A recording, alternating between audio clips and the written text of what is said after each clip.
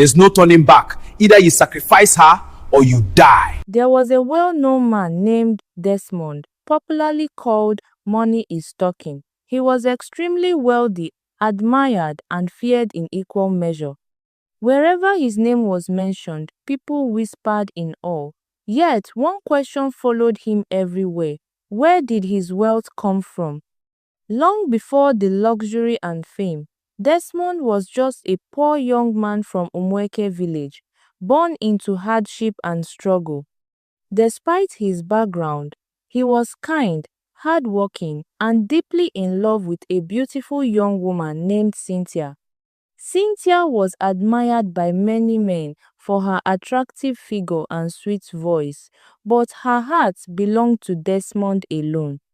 Their love was pure and intense. They did everything together, talked endlessly, laughed freely, and supported each other through life's challenges. For 2 years, they were inseparable, dreaming of a better future. One day, while they were spending time together, Cynthia noticed that Desmond looked unusually troubled. She asked what was wrong, but before he could answer, he suddenly broke down in tears, clutching his chest as though overwhelmed by pain. Cynthia held him tightly, comforting him and assuring him that everything would be fine. Later that evening, they returned to their separate homes. The next morning, Desmond's old friend Mona arrived in the village in flashy luxury cars. Excited, Desmond rushed out to welcome him. After exchanging greetings, Mona asked about Desmond's mother. With sadness in his voice, Desmond explained that his My mom is critically ill and she needs surgery. They demanded the sum of 5 million naira for her treatment. Desmond begged Mona for help, but Mona refused. Instead, he told Desmond that he would show him how to make money on his own. He asked Desmond to prepare himself the next morning, saying they were going somewhere important.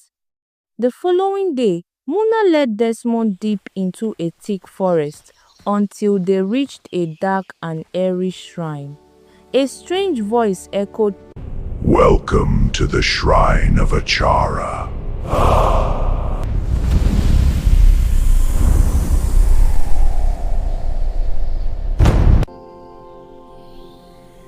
My son, what do you want, Acha, to do for you? The chief doctor asked Desmond why he had come. With desperation in his heart, Baba, I want to be rich and famous. Achara said that he will give you wealth and fur. But it will cost you to sacrifice the most precious thing to you, which is Cynthia. No, Baba.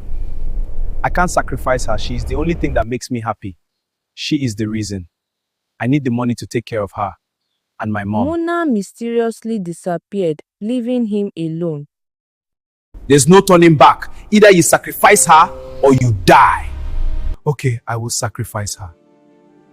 You will spend 3 days to fortify yourself. Now enter inside the pot of wealth.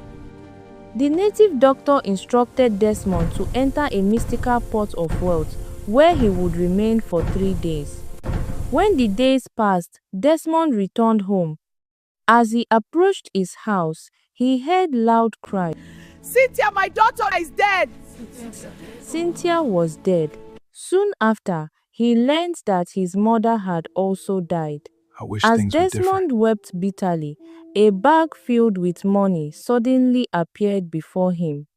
Overwhelmed by greed and loss, he wiped his tears and began to rejoice. Yes, we're rich! Oh man, yes! Desmond left the village for the city, bought houses, built businesses, and lived an extravagant lifestyle. He spent recklessly, chased women, and became known everywhere. Years later, he married a beautiful woman, but their marriage was barren. They could not have children. After 2 years, Desmond returned to the native doctor to complain. The native doctor told him calmly that his childlessness was part of the price he had agreed to pay. Broken and devastated, Desmond returned home.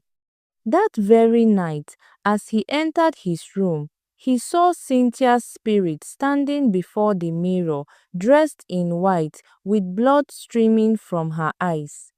Terrified, Desmond fell to his knees, screaming and begging for mercy. Cynthia stared at him and said, Desmond, your doom is near. She vanished. His wife rushed in, alarmed by his screams. From that day, she suspected Desmond was the cause of her childlessness. Soon after, she left him for another man. Misfortune followed Desmond relentlessly. One day, he arrived at his company only to find it engulfed in flames. Moments later, he received calls that his other businesses had been demolished. The shock caused him to collapse. He was rushed to the hospital, where he was diagnosed with skin cancer. One by one, his houses, cars, and remaining businesses were sold to pay for treatment.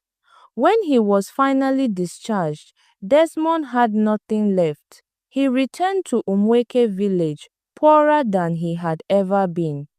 One night, Cynthia appeared to him again in a dream.